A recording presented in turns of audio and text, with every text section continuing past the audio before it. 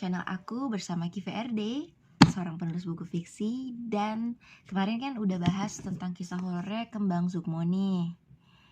Nah, aku mau lanjut ke sequelnya atau buku keduanya yang berjudul Wangsul Nogo. Nah, ini tuh artinya apa sih? Wangsul Nogo itu guys, aku mau kasih tahu dulu, adalah bahasa Jawa Krama yang artinya kembalinya naga.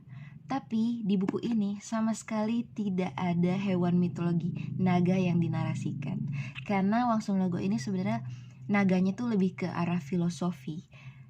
Aku bakal kasih tahu apa itu filosofinya. Ikutin terus channel aku. Jadi aku mau sedikit aja ngebahas tentang video yang kemarin aku up tentang kisah horor Kembang Sukmo. Ini tuh bercerita tentang apa? Pertama, ini adalah buku horor berbalut budaya Jawa, khususnya Jawa Tengah, yang berkaitan dengan ruang lingkup keraton. Buku Kembang Sukmo kita akan diperkenalkan dengan tokoh utamanya bernama Samaranadra yang masih berumur 20 tahunan dan baru lulus kuliah. Dia tuh pulang kampung ke Solo bersama ibunya. Jadi dia pindah dari Jakarta ke Solo untuk melanjutkan hidup di situ, dan ibunya tuh juga punya bisnis dan ingin lanjut di situlah intinya. Cerita dimulai ketika ibunya itu pergi ke Bali. Tapi sebelumnya itu ada konflik gitu antara Samara dan ibunya, yaitu Gusti Laras.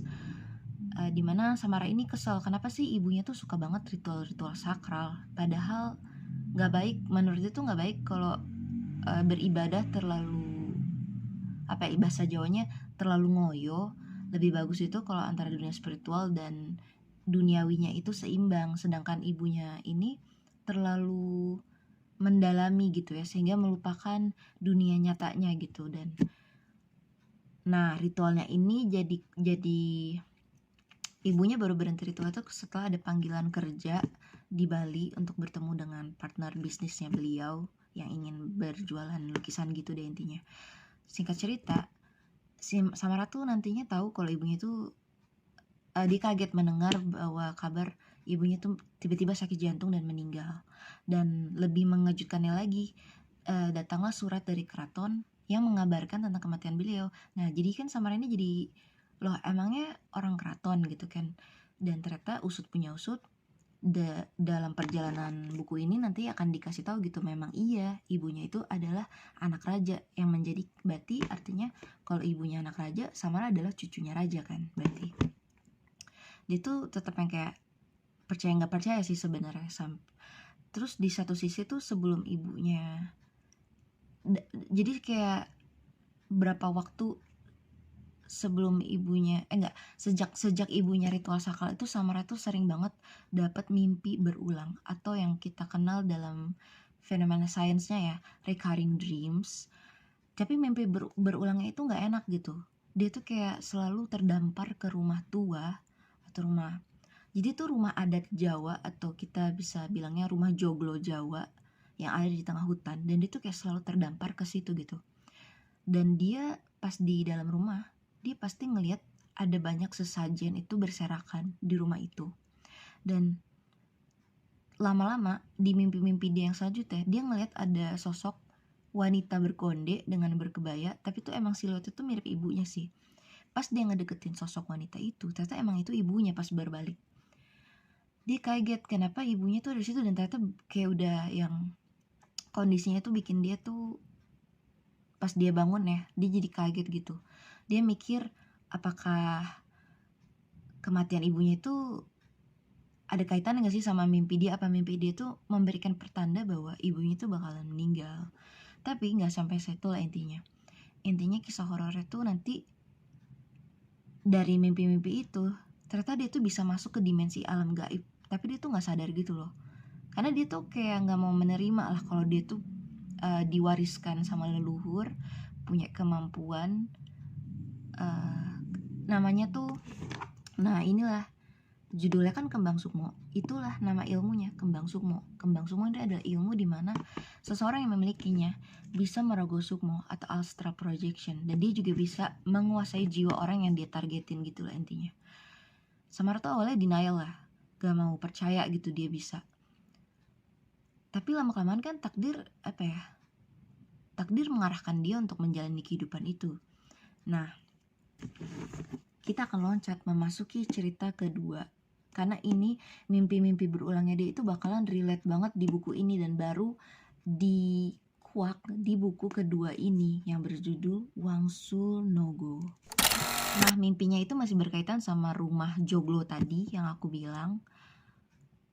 Di Wangsul Nogo tuh di bab awalnya itu akan dikisahkan gitu ya. Pertama itu dia dengar, dia kan nggak tahu nih si keluarga Ningratnya itu, dia nggak terlalu akrab dan kenal gitu, tapi terus dia sempat dengar dari mbok-mboknya di rumah lah, Mbok Miem dan Mbok Karsiem gitu kan. Dan itu juga karena dia habis baca, ternyata ibunya tuh ninggalin surat wasiat gitulah, dan dalam surat wasiat itu ada tulisan Wangsul Nogo. Wangsul Nogo ini sebenarnya adalah nama dari sebuah ramalan yang pernah diramalkan oleh sesepuhnya orang-orang di keraton.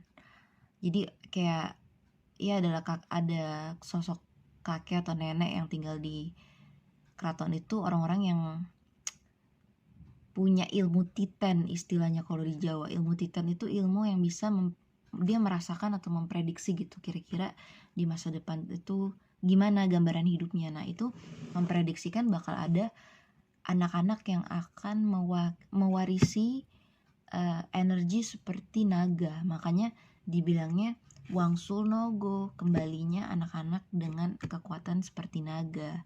Karena kenapa? Keraton itu keraton saat ini tuh dipercaya bahwa mereka tuh telah kehilangan pamor gitu.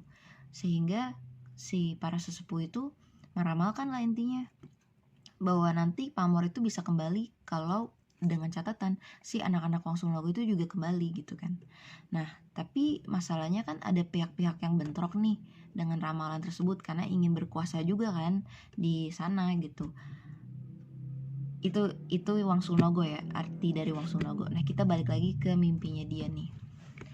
Mimpinya Samara.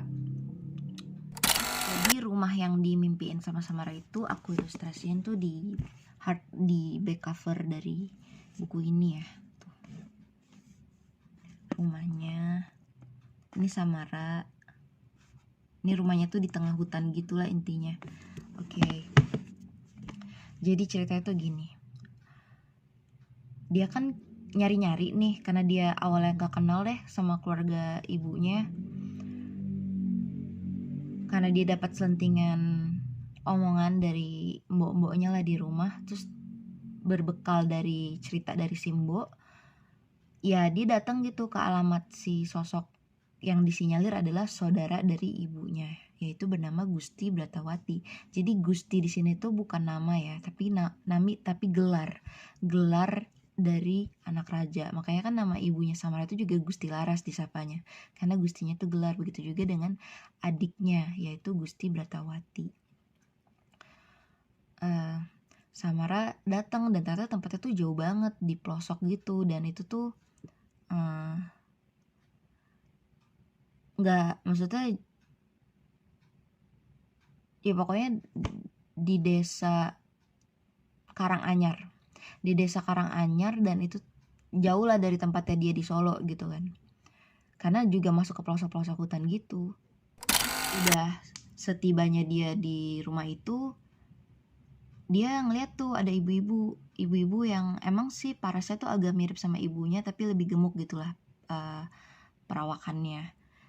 Terus si Samara memperkenalkan diri kalau dia tuh anaknya Gusti Laras. Nah, ibu itu tuh kaget, semakin kaget lagi pas dengar bahwa kabarnya Gusti Laras tuh udah meninggal gitu, karena beliau kan tinggalnya jauh ya dari mana-mana, dan kayaknya beliau juga kayak sengaja gitu loh, kayak nggak menyambung silaturahmi sama si keluarga keratonnya gitu.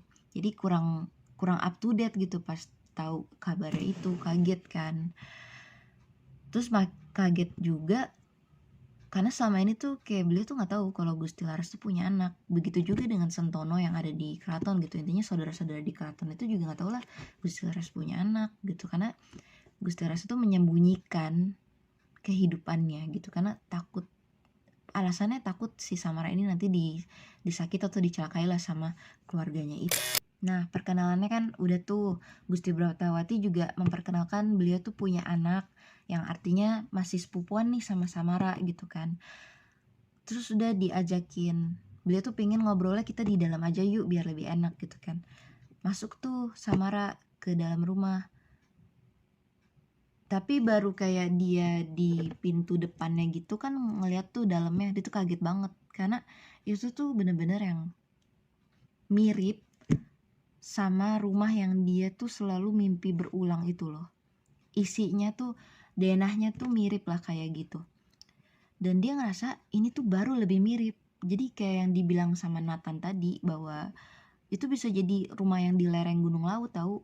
Dia tuh juga udah pernah datang lah sowan ke rumah tua yang dibilang di lereng itu. Tapi tuh secara interiornya tuh kurang mirip. Dari luar sih mirip, tapi kayak pas dia masuk dia kurang feels gitu. Kayak apa benar itu, tapi pas dia masuk ke rumah si bulinya tadi, bude ciliknya tadi, kaget dong. Ya itulah persis plek ketiplek, denahnya, suasananya, auranya, dan emang sih nuansanya itu mencekam sih di situ. Nggak tahu apa karena efek apa namanya, karena rumahnya berada di pelosok jauh di hutan gitu kan, jauh dari keramaian. Ya mungkin bisa jadi sih itu salah satu alasan kenapa auranya tuh mencekam. Semakin mencekam karena tuh Samara notice gitu kalau di setiap sudut rumah itu dipasangin sesajen. Jadi kayak dia bingung, ada sesajen gitu, kenapa ya dipasangin kayak gitu-gitu gitu kan. Kan baik lagi ya, Samara tuh masih kayak percaya nggak percaya lah sama dunia kayak gituan gitu kan. Nah, jadi terbukti dong kalau mimpi-mimpi dia yang berulang sama itu tuh bukan sekedar bunga tidur gitu. Ya, ketika dia masuk ke rumahnya Gusti Bratawati dan menemukan denahnya itu mirip banget dengan auranya juga yang merinding gitu kan. Ya, dia kaget sih, cuman kan dia nggak mau asal nuduh dulu nih. Jadi dia mengobservasi lah si Samara ini. Sampai nanti lama-kelama tuh dan ada konflik gitu sama si bulinya ini. Pertamanya bulinya tuh kayak orang yang kayaknya kesana tuh care sama dia, terus "Ndo apa kabar?" kayak gitu-gitu, "Ayo nginep nang rumahku," gitu-gitulah intinya. "Ayo kamu bantu Buli ngurus ini sepupumu," gitu. Nah Samaranya tuh awalnya kayak bimbang karena kan jauh, terus dia juga kayak harus minta izin dulu sama si mbok-mbok di rumah kan biar mereka tuh maksudnya nggak khawatir nyariin Samara tuh kemana gitu kan. Nah udah itu juga ada hubungan, nanti tuh ceritanya di Wang Sumogo tuh ada hubungannya sama keris yang pas di buku pertamanya itu dia dapetin dari seseorang yang bernama Pak Suprapto, yang katanya beliau itu adalah masih teman dekatnya Gusti Laras dan juga bapaknya Samara. Jadi berteman baik lah sama ayah dan ibunya Samara gitu zaman dulu. Dan beliau itu, si Pak Suprapto ini dibilang kalau orang kepercayaan lah di keraton yang kayak udah dianggap seperti saudara sendiri, walaupun nggak saudara sebenarnya, tapi udah kayak sahabat, udah kayak keluarga lah. Nah suatu ketika tuh Gusti Laras tuh minjemin keris ke beliau, dan tapi terus ketika Gusti Laras itu mendapatkan wangsit dari leluhur untuk mulai untuk ritual dalam artian ya nanti di bukunya tuh bakal dikasih tahu lah ritualnya tuh apa. Intinya ada hubungannya sama ilmu kembang sukmo buat ke Samara. Si Gusti minta dibalikin lah keris itu. Terus Pak Suprapto kan bilang kalau beliau itu masih ada urusan di Surabaya, jadi belum sempet nih untuk balik ke Solo. Nah pas dia udah balik, si Samaranya minta udah saya aja Pak yang ketemu langsung. Dan ternyata rumahnya itu masih ternyata beliau itu, si Pak Suprapto ini ternyata tinggalnya sama Mbok Karsiem, yaitu saudara mboknya yang di rumah kan. Dan itu tempatnya tuh gak jauh gitu, intinya di desa Karanganyar dan gak jauh dari tempatnya Gusti Bratawati tadi. Nah keris itu tuh keris yang selama ini tuh disinyalir hilang gitu dari keraton, dan selama ini dipegangnya sama Gusti Laras gitu. Nah, kenapa bisa sama beliau? Nanti kalian baca dua-duanya. Aku ceritainnya yang esensialnya aja. Keris itu adalah keris Nogosostro. Tapi ada yang bilang kalau keris itu tuh cuman keris doang gitu, tanpa energinya. Jadi tanpa auranya ya dia cuman keris biasa gitu. Dan energinya itu tuh, pusakanya itu ya itu kayak sama sih, kayak ilmu kembang sukmo, diwarisin ke siapa nih. Nah, ternyata usut punya usut tuh ternyata yang ngewarisinnya itu nanti Samara juga gitu intinya. Nah, Gusti Bratawati itu ntar tahu gitu ya, somehow dia tuh tahu kalau Samara itu mewarisi, karena kan Gusti Bratawati ini juga orang yang tirakatan, ritual juga, rajin lah intinya melakukan upacara-upacara kejawen ya kayak gitu. Beliau orang yang punya kepekaan batin, tapi beliau juga berambisi gitu bersama dengan Sentono di keraton. Ada beberapa lah Sentono, saudara-saudaranya beliau yang berambisi ingin berkuasa lah. Nah, menurut beliau cuman peka doang itu nggak cukup. Beliau tuh butuh power gitu untuk bisa punya pamor kan di situ, untuk tujuannya untuk menaklukkan, biar orang takluk lah sama beliau. Yaitu beliau percaya dengan tirakatan tuh beliau bisa gitu dapetin ilmu. Tapi pas ngeliat Samara dan ngerasain energinya itu di si anak itu, beliau tuh kayak kesel banget gitu, karena kayak ngenyek gitu ya, bahasa Jawanya tuh ngehina. Halah, anak kecil tok, masa dia yang dikasih leluhur, gitulah istilahnya. Kayak, nah tapi dari situ tuh jadi menimbulkan penyakit hati gitu loh. Dan beliau tuh akhirnya kayak intinya jadi gak baik gitu. Yang tadinya sosok care jadi berubah gitu. Atau bisa dibilang care-nya itu ya cuman pura-pura. Nah, kalian baca biar kalian tahu kan itu care itu dari awal tuh pura-pura atau beneran gitu kan. Intinya nanti berkonflik dan ingin menguasai keris Nogosostro itu, dan juga keris siapa yang dikuasain, tapi yang lebih pengen dikuasain itu energinya sih sebenarnya. Memonopoli energi itu tadi dengan cara-cara tirakatan kayak gitu-gitulah. Nah, sisi horornya, aku kan pas di video yang sebelumnya tuh aku bilang kalau di buku itu tuh minim penampakan. Nah, penampakan itu baru dimulai agak sedikit lebih banyak di sini. Dan ini ada hubungannya sama pengalaman mistis aku, real ya, pengalaman nyata aku mengalami the real horror story lah dari menulis buku ini. Karena pas aku nulis buku yang ini itu belum ada sih horor-horornya sama sekali. Tuh aku pas nulis ini tuh bener-bener aku ngerasa aman. Tapi nggak tahu kenapa pas nulis buku yang ini itu momen horornya tuh muncul gitu guys. Jadi ya udahlah ya, itu buat jadiin pengalaman. Nah, horornya itu apa? Pertama, Samara itu kan pas udah dapetin ilmu itu dia jadi peka ya sebenarnya, walaupun dia tuh denial kan. Dia tuh jadi bisa ngelihat makhluk halus, ngerasain suasana tuh beda, dia tuh bisa gitu. Di rumah Gusti Bratawati itu pas dia numpang ke kamar mandi yang di belakang tuh, ke teras belakang. Jadi ada bangunan terpisah lah dari rumah joglonya beliau, bangunan kecil. Nah, situ tuh ada tempat jemuran dan ada kamar mandi. Nah, dia ke situ kan. Pas dia keluar dari kamar mandi, dia tuh ngeliat kayak dari celah-celah, bukan celah apa ya namanya, koridor kecil di samping kamar mandi itu kan gelap tuh koridornya. Dia tuh nggak sengaja lihat makhluk. Tapi aku jujur sih, aku merinding sih kalau ngomongin itu, karena itu tuh beda gitu auranya. Jadi tuh dia kayak Samara tuh ngelihat penampakan. Harus sampai cut kan, aku jujur aku kayak merinding ya ngomonginnya. Oke, tapi nggak perlu merinding karena ini kita kan cuma mau mengisahkan aja dari buku. Oke, Samara itu ngelihat penampakan. Pertamanya dia mikir kok kayak ada orang tapi ngerayap di dinding gitu, terus rambutnya tuh gini. Kayak gitulah intinya. Rambutnya tuh panjang, terus kayak yang berantakan gitu. Tapi badannya bukan orang, badannya itu kayak, dia tuh awalnya ngeliat kayak ular gitu dia pikir. Cuma kan perasaan aku aja gitu. Terus dia udah dia cepet-cepet balik kan buat bertamu lagi ke nemuin Gusti Bratawati. Nah, tapi nanti pas dia diminta buat nginep lagi tuh, beberapa kali dia nginep, dia ngeliat lagi, dan semakin dia ngeliat semakin jelas gitu. Intinya, enggak, aku skip, aku lupa. Jadi kan dia pertama kali ngeliat makhluk itu tuh di rumah Gusti Bratawati. Yang kedua itu dia bakal ngeliat tuh di keraton. Pas dia sowan ke keraton, karena ternyata dari Gusti Bratawati itu dia dikenalin lah buat bertamu juga dong sama saudara di keraton.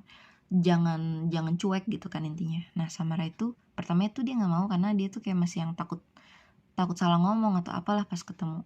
Karena dia kayak kan dia orangnya nggak sosial, nggak ya introvert lah intinya, nggak sosialisasi banget gitu kan.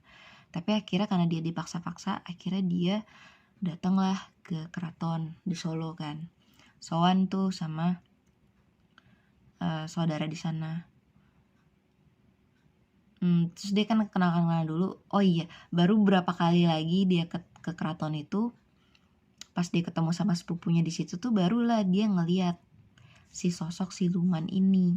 Dan itu ternyata siluman Lipan yang juga ada di situ. Jadi kayak emang ngerayap gitu loh di jadi kan dia lagi duduk tuh di selasar ya namanya. Selasar itu kayak koridor panjang yang ada di keraton.